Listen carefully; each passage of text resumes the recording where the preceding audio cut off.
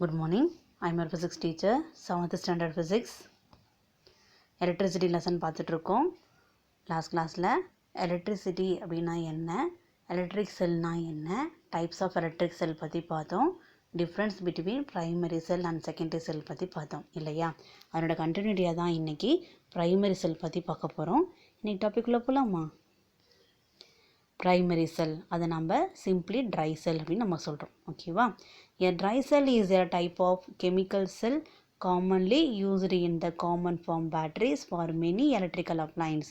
நம்ம வீட்டில் யூஸ் பண்ணக்கூடிய எலக்ட்ரிக்கல் அப்ளைன்ஸில் காமனாக பேட்ரி ஃபார்மில் யூஸ் பண்ணக்கூடிய கெமிக்கல் செல்லுக்கு பேர் தான் ட்ரை செல். சரியா? நம்ம வீட்டில் டிவி ரிமோட்டுக்கு யூஸ் பண்ணக்கூடிய செல்னு பார்த்தீங்கன்னா ட்ரை செல் தான். ஓகேவா? It is a convenient source of electricity available in portable and compact form. ஓகேவா? இதில் வந்து பார்த்தோம்னா எலக்ட்ரிசிட்டி வந்து நம்மளுக்கு ஈஸியாக கிடைக்கிது, அவைலபிளாக கிடைக்கிது. அது இல்லாமல் இது கொண்டு போகிறதுக்கு ரொம்ப ரொம்ப ஈஸியாக இருக்குது. சரியா? It was developed in 1887 by Yai Sakizo of Japan. அப்போ ஜப்பானில் இருக்கக்கூடிய ஏய் சுகியோவால் டெவலப் பண்ணப்பட்டது தான் இந்த ப்ரைமரி செல் அப்படின்னு நம்ம சொல்கிறோம். சரியா? இதுதான் ட்ரை செல்லோடைய டயக்ராம். இந்த டயக்ராம் இம்பார்ட்டன்ட், இது வரைஞ்சி ப்ராக்டிஸ் பண்ணிக்கோங்க. இதில் வந்து பார்த்தோம்னா அந்த ட்ரை செல்லில் கட் பண்ண போர்ஷன் வந்து கொடுத்துருக்காங்க. ஓகேவா? இதில் பாருங்கள், லெவன்டர் ஃபார்மில் இருக்கக்கூடியது தான் ஆனோடு. இன்னர் ஜிங்கோட இன்னர் கேஸ் வந்து கொடுத்துருக்காங்க. அடுத்தது பார்த்தோம்னா எல்லோ கலர் பேஸ்ட் வந்து பார்த்தோம்னா manganese di oxide, ammonium chloride and carbon, இது எல்லாமே சேர்ந்த பேஸ்ட்டு. அடுத்து பார்த்தோம்னா கேத்தோடு கிராஃபைட் ராடு. ஓகேவா? இது எப்படி பண்ணியிருக்காங்கன்னு பார்த்தீங்க அப்படின்னாக்க, இந்த கேத்தோடு வந்து பார்த்தோம் அப்படின்னா அதை paste of manganese dioxide, அதுக்கப்புறம் தான் ஆனோடு இருக்குது. இது எல்லாமே அடுத்தடுத்த லேயராக இருக்குது. ஓகேவா? அப்படி கவனிச்சுக்கோங்க. Dry cell are normally used in small device such as remote control for TV, torch, camera and toys, இதில் எல்லாத்துலேயும் நம்ம யூஸ் பண்ணுறோம் இல்லையா. A dry cell is a portable form of a Leclanche cell. Leclanche cell மாதிரியே இது எங்கே வேணாலையும் இந்த ட்ரை செல்லை எடுத்துகிட்டு போகலாம். It consist of the zinc vessel which act as a negative electrodes or anode. இதில் இருக்கக்கூடிய ஜிங்க் வெசல் வந்து பார்த்தோம்னா நம்மளுக்கு நெகட்டிவ் எலக்ட்ரோடு அப்படின்னு சொல்லக்கூடிய ஆனோடாக நம்மளுக்கு ஒர்க் ஆகுது. சரியா? A vessel contain a moist phase of sawdust saturated with a solution of ammonium chloride and zinc chloride.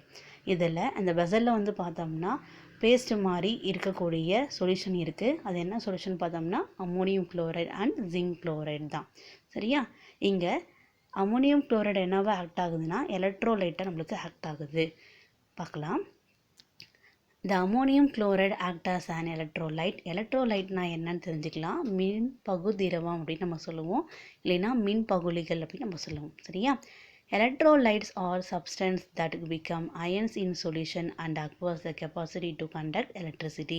இந்த எலக்ட்ரோலைட்ன்றது என்ன அப்படின்னு பார்த்தோம்னா எலக்ட்ரிசிட்டியை கண்டக்ட் பண்ணக்கூடிய கெப்பாசிட்டியாக இருக்கக்கூடிய சொல்யூஷனில் இருக்கக்கூடிய அயன்ஸால் கிடைக்கக்கூடியது தான் நம்ம என்ன சொல்கிறோம், எலக்ட்ரோலைட் அப்படின்னு நம்ம சொல்கிறோம். சரியா? அப்போ இந்த எலக்ட்ரோலைட் இருக்கிறதுனால தான் எலக்ட்ரிக் எனர்ஜியை கண்டக்ட் பண்ணுது அப்படின்னு நம்ம சொல்லலாம். ஓகேவா? நெக்ஸ்ட்டு பாருங்கள். The purpose of the zinc chloride is to maintain the moistness of the paste being highly hydroscopic. இருக்கக்கூடிய அந்த ஜிங்க் குளோரைடனுடைய மாய்ஸ்ட்னஸ் வந்துட்டு ஹெவியாக மெயின்டைன் பண்ணுறது வந்து பார்த்தோம் அப்படின்னா ஜிங்க் குளோரைட் தான். The carbon rod covered with a brass cap is placed in the middle of the vessel. சரியா? வெசலோடைய மிடலில் வந்து பார்த்தோம்னா கிராஸ் கேப் பண்ணியிருக்கு, அதில் வந்து பார்த்தோம்னா கார்பன் ராடு வந்து இருக்குது அப்படின்னு நம்ம சொல்கிறோம். சரியா? It is act as A positive electrodes R cathode. இது என்னவா நம்மளுக்கு ஆக்ட் ஆகுதுன்னா பாசிட்டிவ் எலக்ட்ரோடாக நம்மளுக்கு ஒர்க் ஆகுது, அதை தான் நம்ம கேத்தோடுன்னு நம்ம சொல்கிறோம். சரியா? It is surrounded by the closely packed mixture of the charcoal and manganese dioxide in a muslin bag. சரியா? அதாவது ஒரு மாஸ்லின் பேக்கில் வந்து பார்த்தோம் அப்படின்னா சார்கோலு, மேங்கனீஸ் டை ஆக்சைடு இதெல்லாமே மிக்ஸ் பண்ணதை வந்து பார்த்தோம்னா அப்படியே க்ளோஸ்டாக டைட்டாக பேக் பண்ணியிருக்காங்க. சரியா? ஹியர் மேங்கனீஸ் டை ஆக்சைடு ஆஸ் எஸ் எ டீபோலரைசர். இதில் வந்து பார்த்தோம்னா மேங்கனீஸ் டை ஆக்சைடு வந்து பார்த்தோம்னா டீபோலரைசர் நம்மளுக்கு ஒர்க் ஆகுது அப்படின்னு நம்ம சொல்கிறோம். சரியா? த zinc vessel is shield at the top with pitch or the shellac. The small hole is provided into it to allow the gases formed by the chemical action to escape. சரியா? அப்போ இந்த ஜிங்கில் வந்து பார்த்தோம் அப்படின்னா ஜிங்க் வெசலில் வந்து பார்த்தோம்னா நல்லா seal பண்ணியிருக்காங்க. அதில் வந்து ஸ்மால் ஹோல் வந்து இருக்குது. இந்த ஸ்மால் ஹோல் எதுக்காக வச்சுருக்காங்க அப்படின்னா கெமிக்கல் ரியாக்ஷன்ஸ் நடக்கும்போது ஃபார்ம் ஆகக்கூடிய கேஸ் வந்து எஸ்கேப் பண்ணுறதுக்காக இந்த ஸ்மால் ஹோல் வந்து இருக்குது அப்படின்னு நம்ம சொல்கிறோம். சரியா? The chemical action inside the cell is the same as in Laclandian cell. இப்போ இதில் நடக்கக்கூடிய கெமிக்கல் ரியாக்ஷன் வந்து பார்த்தோம்னா லெக்லாந்தியன் செல்லில் எப்படி நடக்குமோ அதே மாதிரியே நடக்கும் அப்படின்னு சொல்கிறோம். சரியா? அடுத்து பாருங்கள், இதுதான் ட்ரை செல்லை கொடுத்துருக்காங்க பாருங்கள். The dry cell is not really dry in nature, but the quantity of water it is very small as the electrolyte is the from the paste. In other cell the electrolyte is usually a solution. நம்ம பொதுவாக இது நம்ம dry cell சொல்கிறோம். ஆனால் இது உண்மையாகவே வந்துட்டு try cell கிடையாது. அதுக்குள்ளே small amount of water content வந்து இருக்குது அப்படின்னு நம்ம சொல்கிறோம். சரியா? அப்போ இதில் வந்து எலக்ட்ரோலைட் என்ன ஃபார்மில் இருக்குதுன்னு பார்த்தோம்னா பேஸ்ட் மாதிரி ஃபார்ம் ஆகிருக்கு அப்படின்னு நம்ம சொல்கிறோம். இதனால தான் இந்த சொல்யூஷன்னால தான் நம்மளுக்கு ட்ரை செல் அப்படின்னு நம்ம சொல்கிறோம். ஓகேவா? அடுத்து பார்த்தோம்னா பேட்ரிஸ்னால் என்னன்னு தமிழில் பார்த்தோம்னா மின்கல அடுக்கு அப்படின்னு நம்ம சொல்கிறோம். இதில் பாருங்கள், ஒரு சர்க்யூட் கொடுத்துருக்காங்க. இதில் வந்து செல்லு வந்து யூஸ் பண்ணியிருக்காங்க ஃபஸ்ட்டில், செகண்ட் வந்து பேட்ரி. அப்போ பேட்ரின்றது என்னன்னு பார்த்தோம்னா செல்லு மாதிரி நிறைய செல்லில் வந்து அரேஞ்ச் பண்ணாக்க நம்மளுக்கு என்னவா ஃபார்ம் ஆகும்னா பேட்ரியாக ஃபார்ம் ஆகும் அப்படின்னு நம்ம சொல்கிறோம். சரியா? அலைன் பண்ணிக்கோங்க. Batteries are the collection of one or more cells whose chemical reactions create a flow of electrons in a circuit. ஒரு சர்க்யூட்டில் வந்து பார்த்தோம்னா கெமிக்கல் ரியாக்ஷன்ஸ் மூலயமா நம்மளுக்கு எலக்ட்ரிக்கல் எனர்ஜி கண்டக்ட் ஆகுது அப்படின்னா அதை ப்ரொவைட் பண்ணக்கூடியது எதுன்னு பார்த்தோம்னா செல் ஆர் பேட்ரி தான். சரியா? செல் அப்படின்றது சிங்கிளாக இருக்கிறது, பேட்ரின்றது கலெக்ஷன் ஆஃப் செல்ஸ் அப்படின்னு நம்ம சொல்கிறோம். ஓகேவா? All batteries are made up of 3 basic components. ஒவ்வொரு பேட்டரியிலையுமே வந்து பார்த்தோம் அப்படின்னா 3 பேசிக் காம்போனன்ட்ஸ் வந்து இருக்குதுன்னு சொல்கிறாங்க. என்னென்னு பார்த்துக்கலாம். ஆனோடு வந்து என்னவாக இருக்குன்னா பாசிட்டிவாக இருக்குது, கேத்தோடு வந்து பார்த்தோம்னா நெகட்டிவாக இருக்குது. சரியா? And same kind of electrolyte, எல்லாத்துலேயுமே என்ன இருக்குன்னா எலக்ட்ரோலைட் வந்து இருக்கும். சரியா? அப்போ நீங்களே பார்த்துருப்பீங்க, செல்லில் வந்து பார்த்தோம்னா பாசிட்டிவ் நெகட்டிவ் கொடுத்துருப்பாங்க. அதுக்குள்ளே இருக்கிறது என்ன, அது எலக்ட்ரோலைட். ஓகேவா? Electrolyte is a substance that chemically react with the anode and cathode. அப்போ இந்த எலக்ட்ரோலைட் என்ன பண்ணும் அப்படின்னா கெமிக்கல் ரியாக்ஷன்ஸ் வந்து ஏற்படுத்துது. எது கூட அப்படின்னு பார்த்தோம்னா ஆனோட் அண்டு கேத்தோட. அப்போ ஏற்படுத்தும் போது தான் நம்மளுக்கு என்னவா ஃபார்ம் ஆகுது, எலக்ட்ரிக்கல் எனர்ஜியாக ஃபார்ம் ஆகுது அப்படின்னு நம்ம சொல்கிறோம். சரியா? அப்போ கெமிக்கல் ரியாக்ஷன் நடந்து அது மூலயமா தான் நம்மளுக்கு எலக்ட்ரிக்கல் எனர்ஜி கிடைக்கிது. சரியா? அப்போ chemical energy is converted to electrical energy அப்படின்னு நம்ம சொல்கிறோம். சரியா? அடுத்து பாருங்கள், இன்ஃபெக்ஷன் ஆஃப் பேட்ரி. சரியா? பேட்டரியோட கண்டுபிடிப்பு பற்றி கொடுத்துருக்காங்க பாருங்கள். On fateful day in 1780, Italian physician, biologist and philosopher Luigi Galvani was dissected a frog attached to a brass hook. As the touched the frog leg with an iron snapple, the leg stretched. ஓகேவா? இவர் வந்து பார்த்தோம் அப்படின்னா 1718 வந்து பார்த்தோம்னா ஃப்ராகை வந்து அதனுடைய உடல் கூறு ஆய்வு செய்கிறாரு. அதாவது டிஸ்ட்ரிக்ஷன் சொல்லுவாங்க. அதை பிரித்து பார்க்குறாங்க. அப்படி பிரித்து பார்க்கும்போது வந்து பார்த்தோம்னா அந்த ஃப்ராகோட லெக் இருக்கு இல்லையா, அதில் வந்து பார்த்தோம்னா அயன் ஊக் வந்து போட்டு விடுறாரு. சரியா? பிராஸ் ஊக் வந்து போட்டு விடுறாரு. சரியா? இது என்ன ஆகுதுன்னு பார்த்தோம்னா அப்படியே துடிக்கிற மாதிரி தெரியுது. சரியா? கொடுத்துருக்காங்க பாருங்கள்.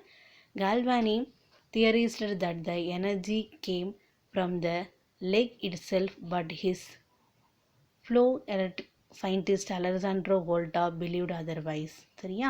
இப்போ கால்வானோட தியரி படி வந்து பார்த்தோம் அப்படின்னா தவளைக்கோடைய லெக்கில் வந்து பார்த்தோம்னா தானாகவே எனர்ஜி வந்து க்ரியேட் ஆகிருக்கும் அப்படின்னு சொல்கிறாங்க. ஆனால் அதுக்கப்புறம் வந்த அலெக்சாண்ட்ரோ வோல்ட்டா வந்துட்டு இதையே தான் அவரும் நம்புகிறாரு. சரியா? வோல்ட்டா hypothesized that the frog leg impulse were actually caused by different metal shocked in a liquid. சரியா? நம்ம வந்து என்ன பண்ணுறோம் அப்படின்னா ஃப்ராகோட லெக்கில் வந்து இம்பல்ஸ் ஆகாத காரணம் வந்து பார்த்தோம்னா வேறு டிஃப்ரெண்ட் மெட்டலில் ஷோக் பண்ணாலையும் லிக்விடில் ஷோக் பண்ணாலையும் அதே ரியாக்ஷன் தான் நடக்குது அப்படின்னு நம்ம சொல்கிறோம். சரியா? he repeated the experiment using the cloth shocked in brain instant on a frog's which resulted in a similar voltage. அதுக்கப்புறம் வந்து பார்த்தோம்னா வேறு சொல்யூஷன் யூஸ் பண்ணி பார்த்தாலுமே சேம் ரிசல்ட் தான் நம்மளுக்கு கொடுக்குது. சரியா? Volta published his the finding the 1791 and later created by the first battery the voltaic pile in 1800. சரியா? 1800ல தான் வந்துட்டு ஃபஸ்ட்டு பேட்ரி வந்து க்ரியேட் பண்ணி சொல்கிறாங்க. சரியா? The invention of the modern battery is often the attributed to Alexander Volta. It actually started with a surprising accident involving the destruction of frog. சரியா? So இந்த fragile வந்து நம்ம உடற்கூறு செய்யும் போது தான் இந்த மாதிரி நம்மளுக்கு வந்துட்டு பேட்டரியோட இன்வென்ஷன் வந்துட்டு கண்டுபிடிக்கப்பட்டது அப்படின்னு சொல்லிட்டு அலெக்சாண்டர் வோல்டா வந்துட்டு சொல்கிறாங்க. சரியா? அடுத்து நம்ம பார்க்கக்கூடியது எலக்ட்ரிக் ஸ்விட்ச். எலக்ட்ரிக் ஸ்விட்ச் அப்படின்னாக்கா சாதாரணமாக நம்ம வீட்டில் யூஸ் பண்ணக்கூடிய ஸ்விட்சு தான் எலக்ட்ரிக் ஸ்விட்ச்சு நம்ம சொல்கிறோம். இது எதுக்காக யூஸ் பண்ணுறோன்னு நம்ம போன கிளாஸ்லேயே சொல்லியிருக்கோம். ஒரு சர்க்கியூட்டில் கரண்ட்டை அலோவ் பண்ணுறதும் ஸ்டாப் பண்ணக்கூடிய டிவைஸ் தான் என்னது? ஸ்விட்ச் இல்லையா? Our country faces the shortage of electricity. So wastage of electricity means you are the depriving someone else of the electricity. இல்லையா? அதாவது நம்ம நாட்டில் வந்து பார்த்தோம்னா எலக்ட்ரிசிட்டிக்கு வந்துட்டு ரொம்ப ஷார்ட்டேஜ் இருக்குது. நம்ம வந்து எலக்ட்ரிக் எனர்ஜி வேஸ்ட் பண்ணுறது வந்து பார்த்தோம் அப்படின்னா மற்றவங்களுடைய யூஸ் பண்ணக்கூடிய எலக்ட்ரிக் எனர்ஜி நம்ம வேஸ்ட் பண்ணுறதுன்னு அர்த்தம். சரியா? Your electricity bills goes up. So we must use electricity very carefully and only when is needed. நம்மளுக்கு வந்துட்டு எலக்ட்ரிசிட்டியோட பில் வந்து அதிகமாக போகுது. நம்ம தேவைக்கு மட்டும்தான் எலக்ட்ரிக்கல் எனர்ஜி வந்து பயன்படுத்தணும் அப்படின்னா கண்டிப்பாக வேஸ்டேஜ் ஆகாமல் தடுக்கலாம். சரியா? We must use the electricity as long as we need into our household activities. சரியா? நம்ம வந்து எலக்ட்ரிசிட்டி வந்துட்டு யூஸ் பண்ணுறோம். நம்மளோட ஹவுஸ்ஹோல்டு ஆக்டிவிட்டீஸ்க்காக எலக்ட்ரிசிட்டி தான் அதிகமாக நம்ம யூஸ் பண்ணுறோம். சரியா? Can you remember why you did last year to turn the current on or off? இல்லையா? நம்ம வந்து பார்த்தோம் அப்படின்னா லாஸ்ட் இயரே வந்துட்டு ஒரு சர்க்கியூட்டில் சுவிட்சை ஆன் பண்ணி ஆஃப் பண்ணும்போது எலக்ட்ரிக் எனர்ஜி வந்து ஃப்ளோ ஆகும்போது லைட் வந்து க்ளோ ஆகிறத பற்றி சர்க்கியூட்லாம் நம்ம பார்த்தோம். உங்களுக்கு ஞாபகம் இருக்கும்னு நினைக்கிறேன் இல்லையா? This times we shall use a switch to turn the current on or off. You may have used different kinds of switches to turn your household electric appliance on or off. Switches help us to start or stop the appliance safely and easily. சரியா? இப்போ நம்ம use பண்ணக்கூடிய ஸ்விட்சுனால வந்து பார்த்தோம் அப்படின்னா நம்ம electrical energy allow பண்ணுறதுக்கும் use பண்ணுறதுக்கும் தேவையில்லாத போது ஆஃப் பண்ணுறதுக்கும் இந்த அப்ளைன்ஸ் வந்து நம்மளுக்கு வந்து யூஸ் ஆகுது. இந்த அப்ளைன்ஸ் வந்து பார்த்தோம் அப்படின்னா நம்மளுக்கு பாதுகாப்பானதும் கூட யூஸ் பண்ணுறதுக்கு ஈஸியானதும் கூட அப்படின்னு நம்ம சொல்கிறோம். சரியா? அடுத்து பாருங்கள், இதுதான் வந்து டைப்ஸ் ஆஃப் கீஸ். பாருங்கள், டாப்லிங் கீ கொடுத்துருக்காங்க, அடுத்தது டோகுல் ஸ்விட்ச் கொடுத்துருக்காங்க, இலுமினேஷன் ஸ்விட்ச் வந்து கொடுத்துருக்காங்க, ப்ளக் கீ கொடுத்துருக்காங்க, ராக்கர் ஸ்விட்ச் கொடுத்துருக்காங்க, ஸ்லைடு ஸ்விட்ச் வந்து கொடுத்துருக்காங்க. சரியா? இந்த ஸ்லைடு ஸ்விட்சு ராக்கர் ஸ்விட்ச் எல்லாமே நம்ம ஏதாவது ப்ராஜெக்ட் ஒர்க் ஆக்டிவிட்டி செய்யும்போது இதெல்லாம் நீங்கள் யூஸ் பண்ணியிருப்பீங்க, உங்களுக்கு ஞாபகம் இருக்கும்னு நினைக்கிறேன். சரியா? ஸோ இதுதான் நம்ம யூஸ் பண்ணக்கூடிய டிஃப்ரெண்ட் டைப்ஸ் ஆஃப் கீஸ். சரியா? இங்கே கீஸ் அப்படின்னு நம்ம சொல்கிறது எதை மீன் பண்ணுதுன்னா எலக்ட்ரிக் ஸ்விட்சை தான் மீன் பண்ணுது. ஓகேவா? ஸோ இன்னைக்கு டாப்பிக்கில் வந்து பார்த்தோம்னா ப்ரைமரி செல்னால் என்னென்னு தெரிஞ்சுக்கிட்டோம், ஸ்விட்சை பற்றி நம்ம தெரிஞ்சுக்கிட்டோம் இல்லையா? என்னோட கண்டினியூட்டியை நெக்ஸ்ட் கிளாஸ் பார்க்கலாம். தேங்க்யூ.